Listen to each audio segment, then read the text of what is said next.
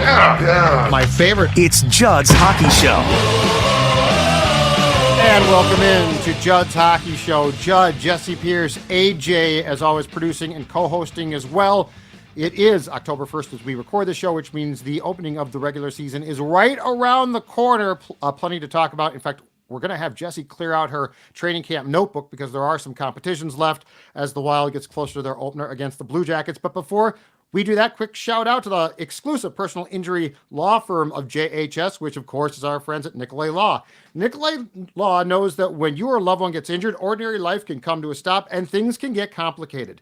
During that time, insurance companies, they're going to pressure you. They don't care if you get better. They don't care if your bills are piling up. And they don't care that you may not be able to work. But you know who does? Russ and his team at Nicolay Law. They've seen every play in the insurance company's playbooks, and they'll make sure that you get the competition that you deserve following an accident. So if you've been injured, get Minnesota's local award-winning injury lawyers. Get Nicolay. Start your path to winning at nicolaylaw.com. That's NICOLET law.com. Or give them a call, 1-855-NICOLAY. They are going to make sure that you are taken care of. All right.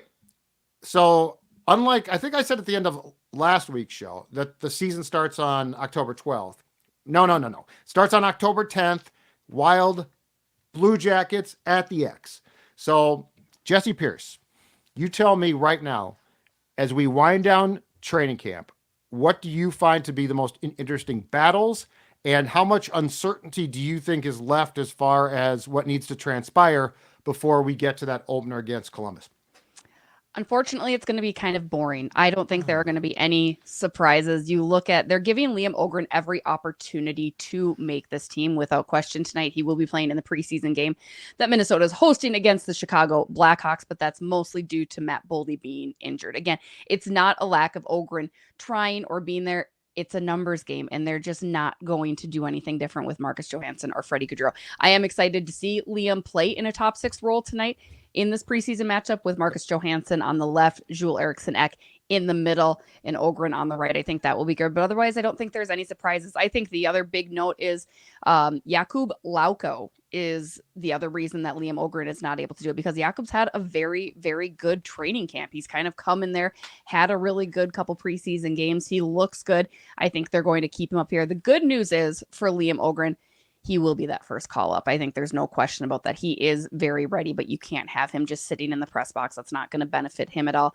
Give him some games in Iowa, and then once that injury bug starts to make its way, as it typically does, but otherwise, unfortunately, as we've discussed for months and months, these contracts just kind of logjam you with the forwards. So Liam had a great camp, is having a good camp. And shout out to Ben Jones, who's also played really well. Reese Johnson, another player that has been up here. Graham Clark had a very solid training camp. His name's still rostered. However, Graham Clark, though we didn't get an update on his injury, he was hurt Sunday against the Dallas Stars in that preseason game. I did catch him walking out with a leg brace. He was moving on his own, no crutches. Nice reporting. But I think it will be interesting to see when his season gets going. So we didn't have a full update on it, but that was just what I had witnessed. But again, all those guys look really good. I just don't think you have anybody that's ready and willing to unseat necessarily those veteran players. But Liam Öhgren, he's there. He's on the cusp.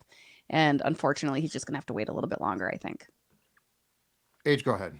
Yeah, like I want to be frustrated, and I think I'm going to be at the end of the day just because I want a guy like Öhgren to make the lineup and have some opportunities. Unless he goes out there and probably pots in, like, what's that old, like, makeup commercial, the Ovech trick where he scores 8 goals or whatever, you're not going to see him crack this lineup.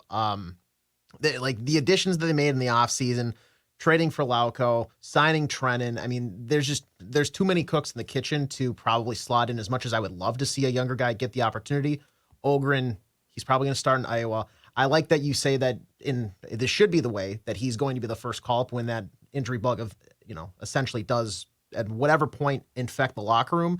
And hopefully when that does come calling, he does enough of an effort and shows enough on the ice to where when guys are healthy, it's almost like, okay, we got to cut the fat from somewhere else. Marcus Johansson, Freddie Gaudreau.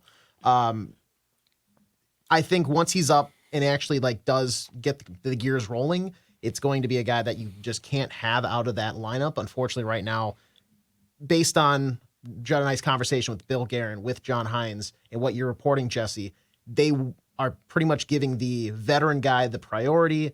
maybe rightfully so, to earn that spot back, to have that spot at the start of camp.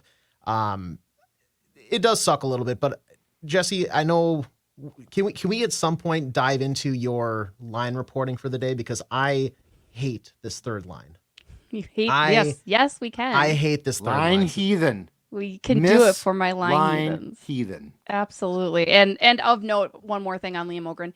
The other thing to consider, he's not a bottom six forward. He is a top six forward. So you need to find room for him up there. That's the other reason. Even with Lauko, depending on how he did, or Trennan, it's like you want to see Liam in that top six forward. But here are the lines as I saw them and witnessed them this morning. Again, another update. Matt Boldy did practice with the team first time since sitting out with that lower body injury. He looked great. He looked normal. He will not play tonight, but there are 2 full practices that he will participate in.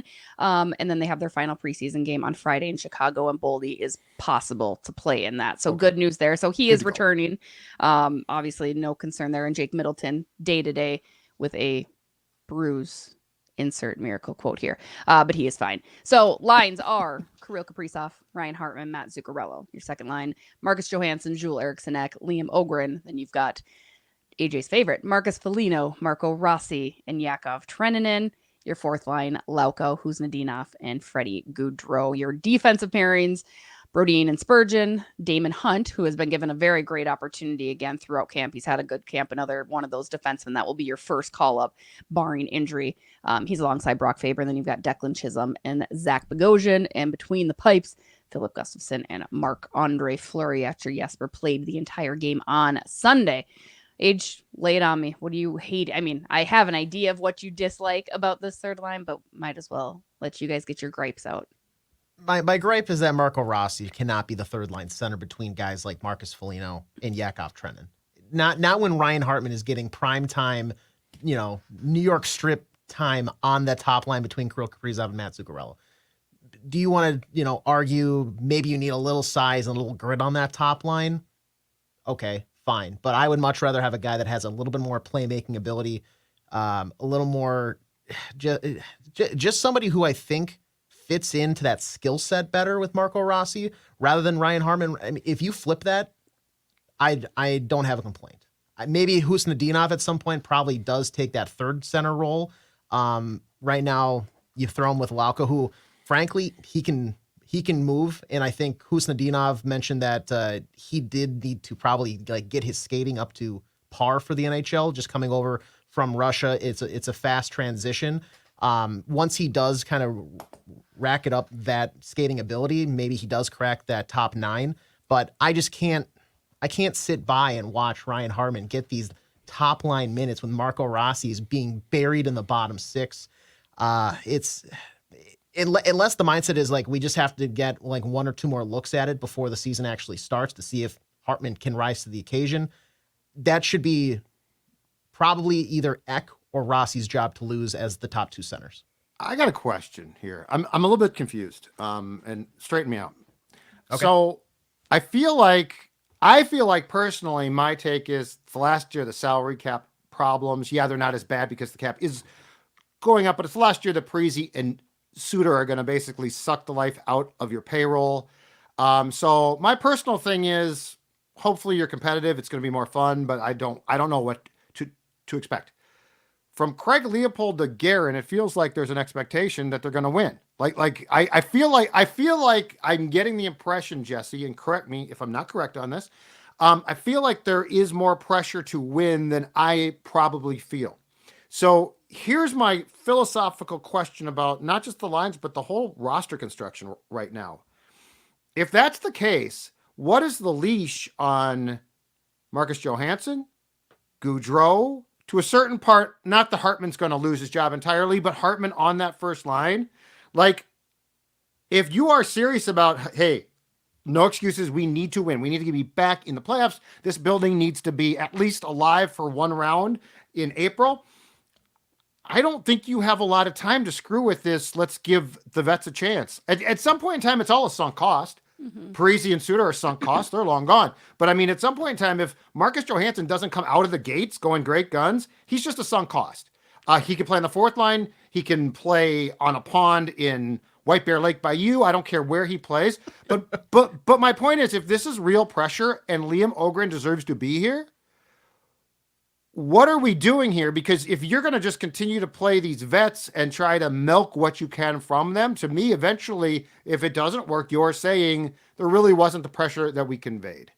Yeah, I mean, it makes me excited. We get to speak with Craig Leopold tonight in his owner's suite during intermission of tonight's preseason game, as we do each and every year, just to kind of get a vibe for where he is at with everything in the construction of this team and the moves or lack thereof that have been made for this past year, if you will. I think they've been banking on, we've been hearing since May, the importance of Johansson and Freddie Gaudreau in particular to have bounce back years, and for Hartman and for Foligno, right? Right. So I think it's probably a middling leash, if that makes sense, like a medium dog leash, right? It's out there a little bit. You can explore, but we're keeping you tight because you're right. Liam Ogren is right there. He's very much on the cusp player. Now, remember, though, too, this organization, and I think it's right. Usually I very much side with their thought process in letting these kids develop. Let them get those games down in Iowa. Let them do this and that. So, I mean, it's not detrimental to Liam Ogren's development to be down in Iowa, especially if maybe he doesn't light it up down there. I think he will. I think he will go down there and absolutely own it. And then it's even more so.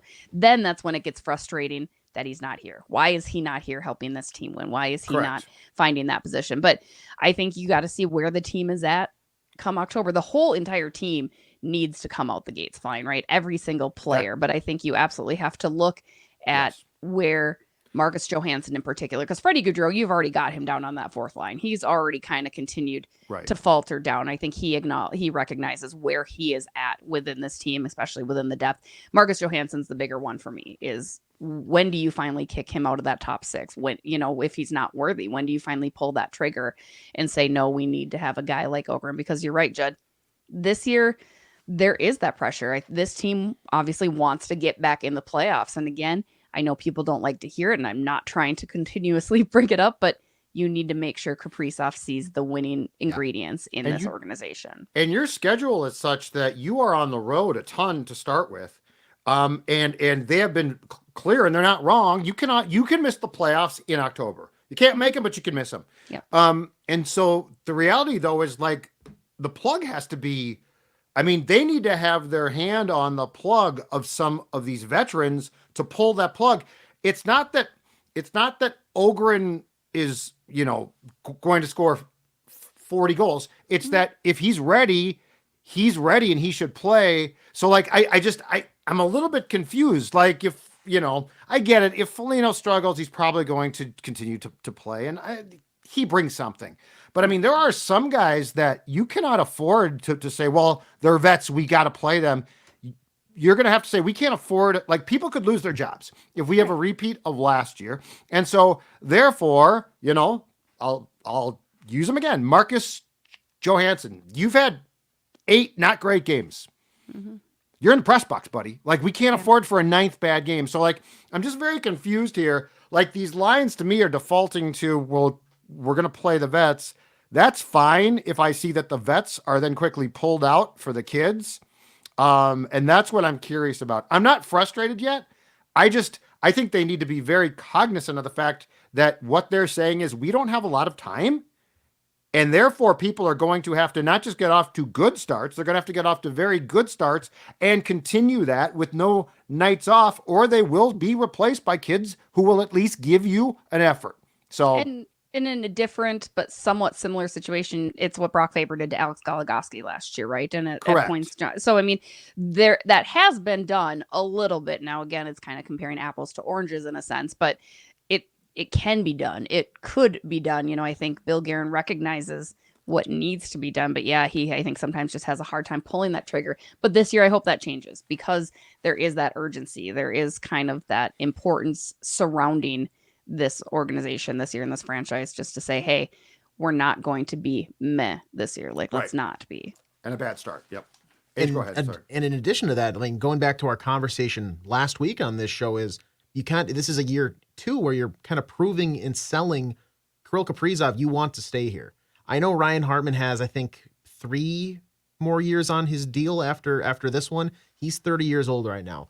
Marco Rossi, he's on the final year of his entry-level deal. You would expect that they probably will get some sort of bridge deal. I know he's been in the trade, hemisphere rumors for a while now, just his name being thrown out there here and there.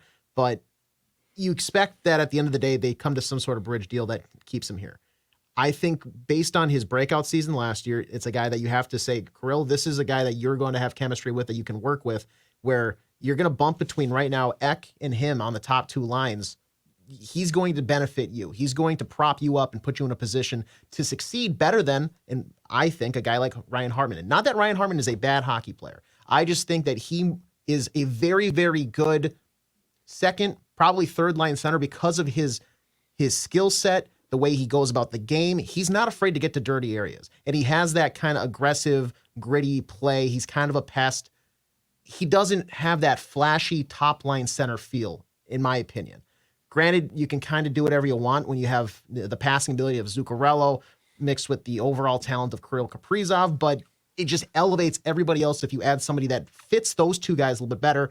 Like I think we've seen with Joel Eriksson Ek at times, a very good two-way guy, but Marco Rossi kind of showed that in spurts last year. And I think this is the season where you have to get a guy that can actually just continue to push that top line to an elite status. And then once you get a Matt Boldy back in, if he's not on a line with with Rossi either being on that top line or paired with Boldy, because they were peanut butter and jelly, Boldy and Rossi in the AHL. They were chips and queso. They lit up the AHL when they were down in Iowa together.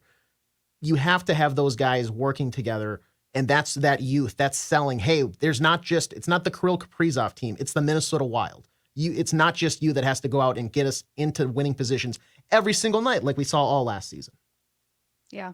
And to remind everybody, Hines has been telling us for a while now that it was going to start out Kaprizov, Hartman, and Zuccarello. Right. So we shouldn't be that disappointed because we've kind of known it's coming. And it's fine. I don't think it's something that will last unless they light it up, unless that bottled magic from a couple of years ago is found again. I think it's just for them to start and see how it all goes. It's still another preseason game. I think tonight could be very telling because Chicago's dressing most of their starters as well. So, I mean, you're looking at two fairly NHL heavy squads this evening. So, you should get a good glimpse of what you like and don't like before the opener next week. Yeah, I just need I need an acknowledgement that the plug will be pulled quickly on things. And the Hartman complaint I get, I'm more concerned about young players being suppressed by veterans who they're intent on trying to give a chance to. Now, if the veteran starts, okay, but if he's not good, the other thing. So here's another in-season question, line-wise, because we all love lines. Do we think that John Hines would be so inclined? Because I get the Boldy Kaprizov being separated because of skill, because it creates more depth on those first two lines or quality depth, Jess. Do we see a scenario, though, in the third period of games where Boldy and Kaprizov are reunited on the wings if you need to, let's say, tie a game late? Because the pass-happy twins at that point aren't necessarily the best idea. You need people that will just shoot, and Boldy certainly will.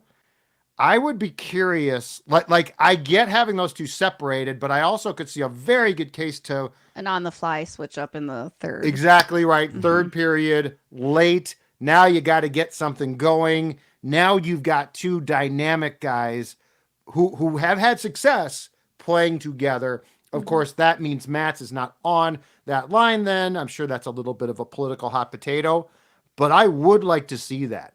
Yeah, I would too. I mean, it's a great question, I think, and one that I haven't really approached with John Hines. But the thing that I have been steadfast with Hines, he's not necessarily afraid to move things around and mix things up. He's a reactionary coach, right? Yep. Which is something different from Dean Evson. I mean, heck, go back to the overtime and pulling the goalie. Well, we needed the 2 point, he's not afraid to kind of make some of those moves. So good point. I've never asked him about that. And we obviously didn't see it necessarily. And he probably wouldn't tell you. Yeah. But I think it wouldn't surprise me, if we're watching a gut feeling would say, yeah, I think he would try that again because he probably feels the pressure too. Like we cannot be bad in October. You can't allow for that. So you have to put yourself in the best position to win. And you're right. I think try it, give it. I'm always standing by just screaming, give it a shot, find out, right? Why sit beside yourself and be like, I don't know, it seemed like maybe that was a good idea, but I was a little nervous. Like, no, just I like the aggressiveness. I need to be aggressive. Be Right. aggressive. Yep. Yeah, Exactly right. I think Jesse's exactly right. He seems like a guy where you're not coming out of like the locker room with like these new set lines. It's more of a, all right, 10 minutes left. If I adjust things, that gets these guys maybe like 6-7 shifts. If I'm running maybe 3 lines or something like that, 6-7 shifts where I can have my top guys and break up the pass happy Twins. You're going to go out there and we've seen him just be aggressive. And I think that when it comes down to like John Hines, Judd, he mentioned this to us. He recognizes sometimes stuff just isn't working, and he's not afraid to on the fly. Hey, Boldy, Zook, switch it up. Like you're just swapping spots here. And if that's a message that says Matt Zuccarello, hey, maybe you need to do something here the next game. You're going to be back on that top line tomorrow night, as when we head on the road. But that's a message saying, hey, it's not working right now. You got to fix something. So I think John Hines is more than capable of making that decision on the fly. Probably not super early, but later in games, recognizing that, hey, we need to score. Let's switch it up a bit. I think he can recognize who get the puck on the stick of a player that's having a good night, right? In general, I mean, that should be common sense, but truly put the puck on the stick of the players that are playing well. It's that simple. I mean, he's not afraid to do the short shifts. He's not afraid to hold lines out and give Kaprizov those extended looks too when he needs to in the late. So why not? And I don't think it's a stretch to say that going into the season, your two best wingers are Kaprizov and Boldy, right? Mm-hmm. No, I think that's I think that's not a stretch at all. Right. No. So with training camp coming to a close, has your opinion of this team, and we've been obviously talking about it all summer into fall, has your opinion of this team changed at all, Jessi? I'm going into the season, as I do every year, optimistic. It's hard when you look at the roster and it's the same roster from last year, and it's hard to really imagine and be creative with like, yep, they are going to be better. They are, because it's like, well, how though? Like, what's going to change? What magic juice is going to be there? But I'm willing to give it an opportunity. I hope Marcus Johansson starts off hot. I hope everybody starts putting the puck in the back of the net. I do love the different changes and movements that they've made on special teams with the power play, Brock Faber being your point, and the way that he can move the puck. I like how the PK, I think, is going to be better. Declan Chisholm quarterbacking that, so that'll be good. In general, I'm going to be positive and say, sure, you'll show me. I guess that's my thing. Right, but I mean, have you seen things that I haven't seen things in practice that necessarily, yeah, special teams I have. I've seen enough. Okay. I like the direction that's going to go. The rest of it, it's still, and there's still 2 more good practices. Now that the groups are whittled down and you're senior NHL, I think it'll be easier for me to assess that too. Right. But I'm willing to give them the opportunity to show me in those first couple games. I mean, you should beat Columbus. It's going to be a very emotional night for a number of reasons, but you should beat Columbus. You should beat Seattle right out of the gate, right? And I don't want to play conservative hockey. I want you to pot 8 goals if you have the opportunity to pot 8 goals, right? Like, go crazy. Take a pick from the Vikings here, take a cue from them, and let's just open it up. Yes, why not? So in camp, no, I haven't seen enough for me to be confident in saying that they're going to be better. But I think the next couple days are really kind of going to show a little bit more now that you're whittled down to 30 players. Who's on the point on the points on the first power play? It is hold on, I just tweeted this out this morning too. It's all there. Thanks for following me on Twitter. I do. I just saw your line. Yeah. I did not see this. I saw your line combinations, and just like AJ, my blood boiled just a little bit. It's preseason, so not too much. Yeah. My blood's boiling far more because of the damn baseball team than is the Wild right now. I kind of went down that. Why are we surprised? Like, why are we? Or I don't understand the. What's that? The concern. Like, the Twins do this every year to us.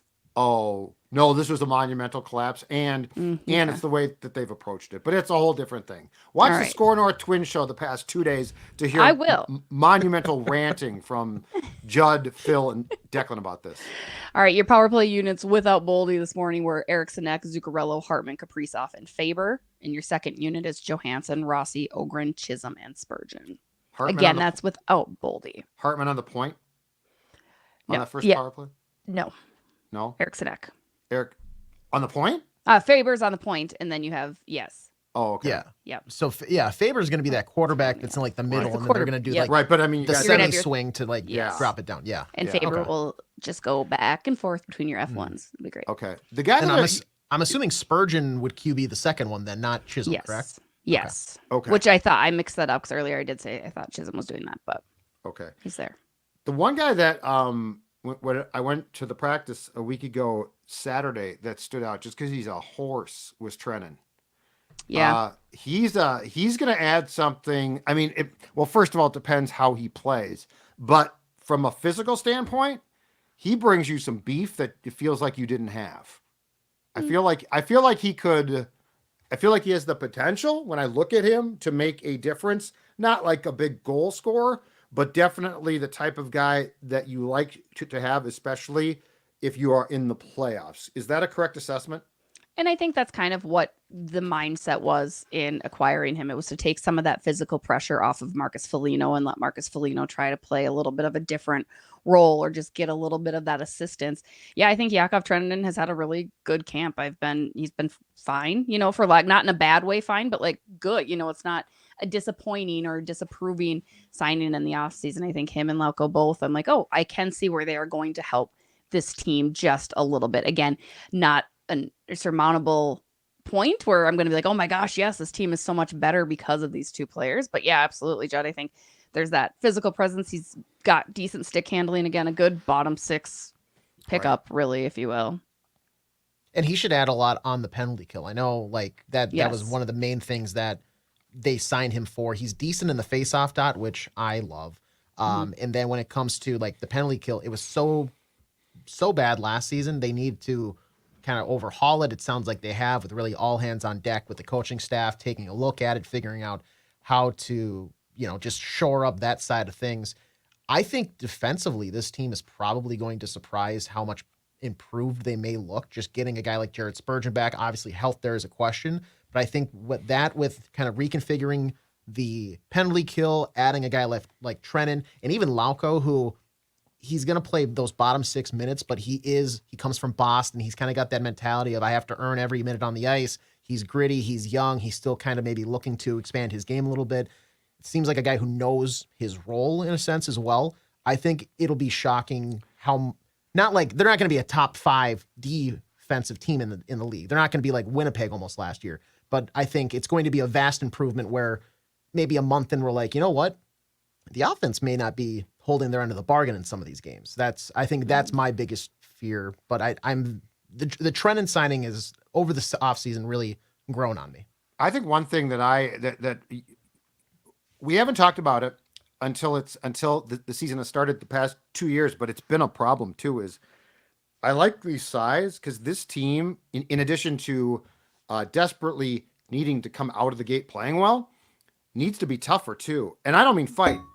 For 2 consecutive years, these guys have been meek. Now, Billy went out and got Ryan Reeves, 3 years ago now, Jess, and he came in and the locker room really changed. Like he was just a presence, and that sort of fixed that. Last year, I don't think they ever got that fixed, and it just felt like it was just, they just had no confidence. There was nothing in my opinion, in the room. Like there was no air of confidence.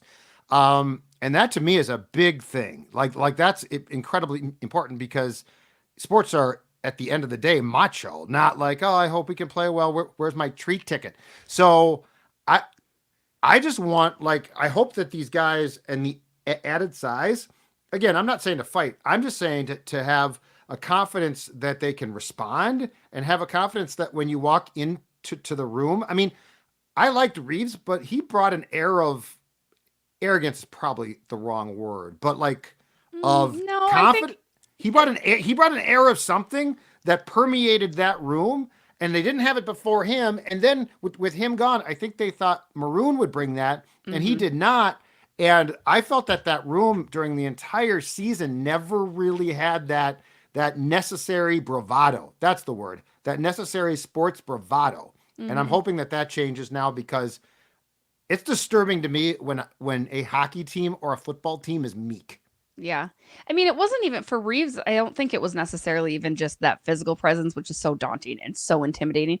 but the character and the personality when he's in the room too. And I think that you're right. he really helped that without Dumba too, because Dumba was that other person, and Dumba can hit, as you saw against the Dallas Stars in Dallas the other night. Dumba can still throw his body around there Trying too. to So I fight think guys, dude. I mean, Stop so it, you're Matthew. right. You're not necessarily looking for that larger than life presence, I think, is what was missing. Because then you had Foligno hurt too for a large portion of the season, Yes. so you're missing some of that. So maybe that's even kind of what it was, because I think they were loud in the room and on the ice as well. So you look to who can kind of fill that role a little bit, and maybe it is Trenton. Trenton's a little quiet right now, but you got Foligno back there. But I think that in addition to having that size, because I still feel like this team's a little small. It's still not exactly where I need them to be, right? Nope, like I think they're getting there, but it's still a little ways to go before I see it as a contending size team. But yeah, it'll be interesting to see, because I still don't picture anybody taking over that, because Maroon,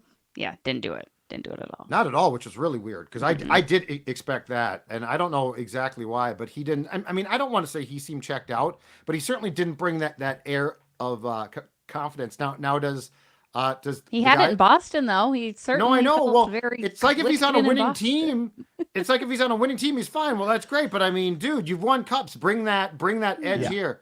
Now does Lauko have that? Like, is he a little bit more boisterous, a little bit more? I haven't had the opportunity to fully chat with him, but from what I've heard, even from our good friend Charlie Coyle, I texted him just to see what he was like. So we're going to try to get him on the Beauties pod here. Of course you text him. Of course you text him. He's my It's favorite. funny. I don't have his phone on my in my phone, but that's you got it. Just say hi. Just say what's up. Hey, Charlie, what's going on? But he's supposed to be a really fun guy. Like he is. He's kind of his own character, his own dude. I'm sure you guys have both peeked at the athletic profile that Mike Russo did as well. Seems like a really fun, down-to-earth person. So I haven't seen that loudness in there yet, but I'm sure it's there. Again, they're still going through the motions of camp and kind of just heads down, but I'm excited because that was my other thought too. I'm like, maybe he's that guy. I just haven't seen it yet. Yeah, he just like stuff I've seen. The Bruins do a really good job of kind of like that off ice social media stuff. They show a lot of personality for their players. Like it helps when Marchand's very willing to do it now as their captain, but Lauko was a very prominent guy for them on those videos the past year or two now.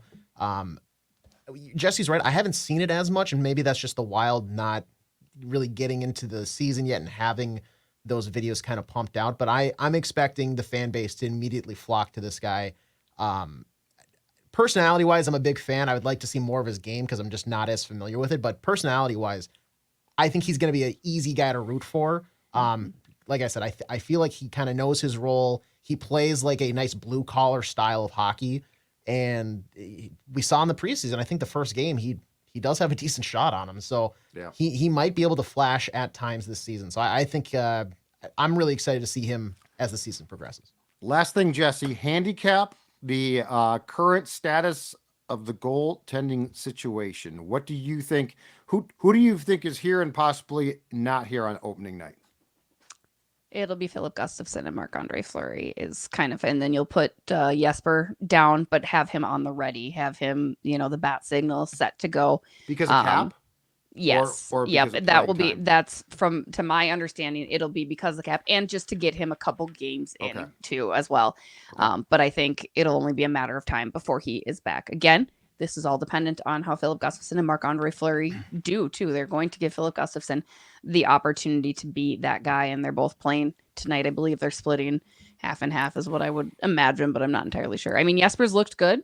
It's not a knock on him at all, but I think it's going to have to be that yo-yo of up and down because of cap and just based on how it all looks. Again, most teams don't carry 3 goaltenders either because it's just not a common thing. And I love that they're not afraid to do that.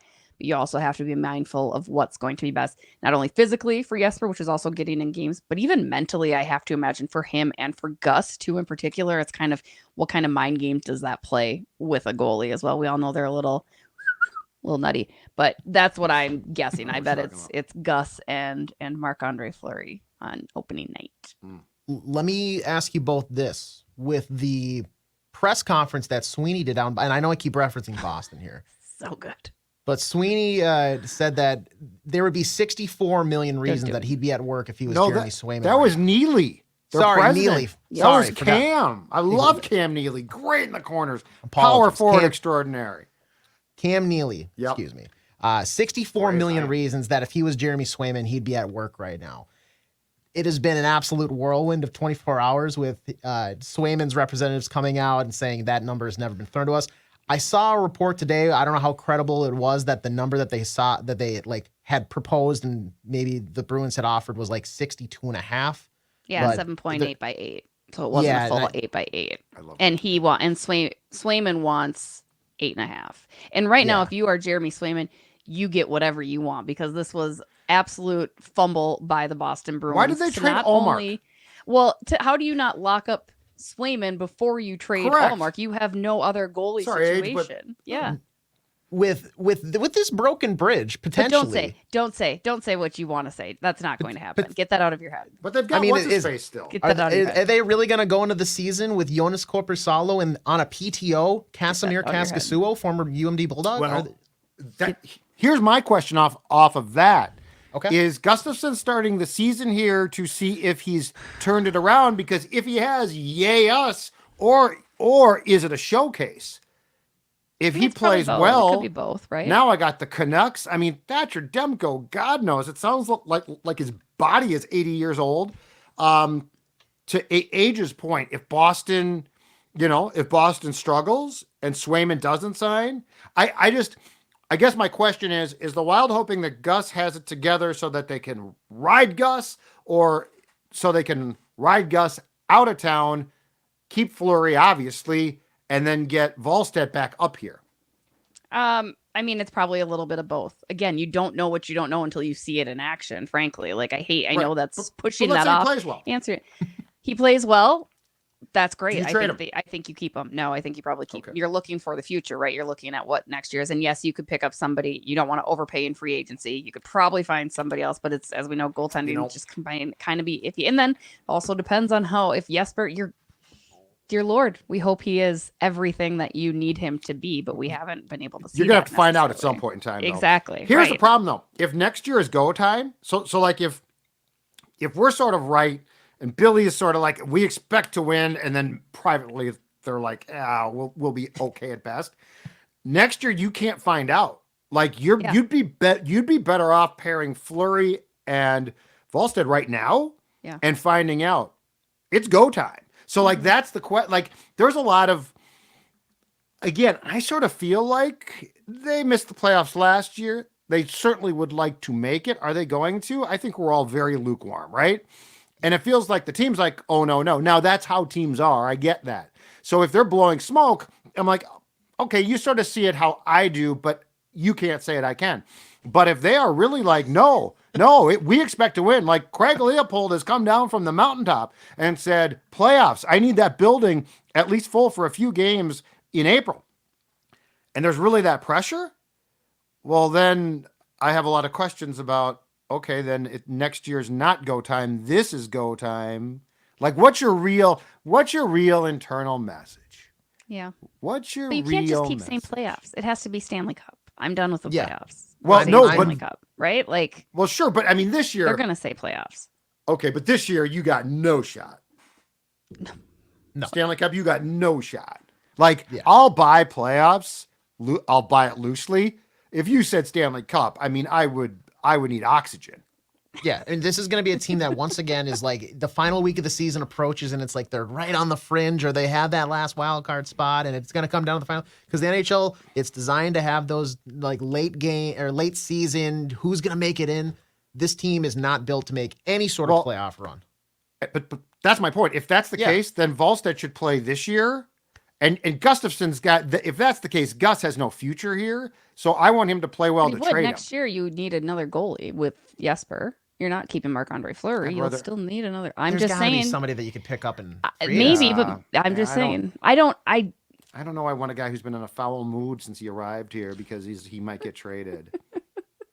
So you know what? I'm sorry to the listeners too. I know I keep kind of bringing this up and whatnot, and it was a very unwarranted hypothetical. But it's just You're not bringing Jeremy Swayman here. You're not. No, bringing I'm not saying. No. He's saying Gus going to Boston. Gus going to Boston. Oh yeah, no, yeah. He's not saying Jeremy Swayman's not coming here. No, and that's fine. I'm not paying a goaltender. No, he's saying Gus to Boston. What if we're they're saying in need over there, absolutely. What we're trying to do is grease the runway for the plane to take off to where Gus goes next. I'll pack his bags. I'll help him out. I'll drive him to Boston. Boston's a great bar town, by the way. Just a great bar. It's a fun drinking town. It's a good time. All right. I'm being nice. Look at me. I'm just being nice again. You are. You're back. I feel like you're sort of pulling your punches on this show. Where's Jessi Pierce? Where's the haymakers? I know, where's right? Jessi Pierce? I know it's been a little noisy lately. What's going on with Jessi? I just don't. It's too hard to tell right now. Like I'm like I don't know. I know that's why we guys. speculate. I just don't know about these guys. You know. Well, no, but I agree with you, and I think we all agree. I think we all agree that we don't know, but that's the point about what are your moves then? Like I feel like the I don't know is perfect code for. Are you really going to be good? Like, are you really a playoff team? like I think you're borderline at best. And last time I checked, the Western Conference pretty good. Mm-hmm. You know, some teams are going to rise up a bit. I don't know that you're there yet. I have a ton of faith that next season, when you got cap room again, you got some nice young talent. The pipeline is really good. So, anywho. All right, we'll see what we see. So hold on a second here. I got to get my old man. Look at this. The calendar's out. Okay, so I got the old calendar out here. So we're scheduled to do a show then next Tuesday, and then the season will start 2 days after that. So there will be multiple JHSs coming up, not just one. Now Jessi probably on just one because she's got the Bardown Beauties. She's got Wild Practice. She's got NHL.com. Hey, I'm here for you whenever you need me, though. Always. Well, sometimes you're not though, because then you're like, well, can we do 2:30? And then you're like, can I do this? And it's not even the kids. I was on time today. I was on time. It's not even the kids too, though. I credit you. Like I get, I can't do. Not you. You're fine with the kids. You just shove them aside. You're busy. Yeah. We saw that stiff arm a few weeks ago. A woman of many talents, Jessi Pierce. All right, Jessi, AJ, Judd. We'll talk to you soon.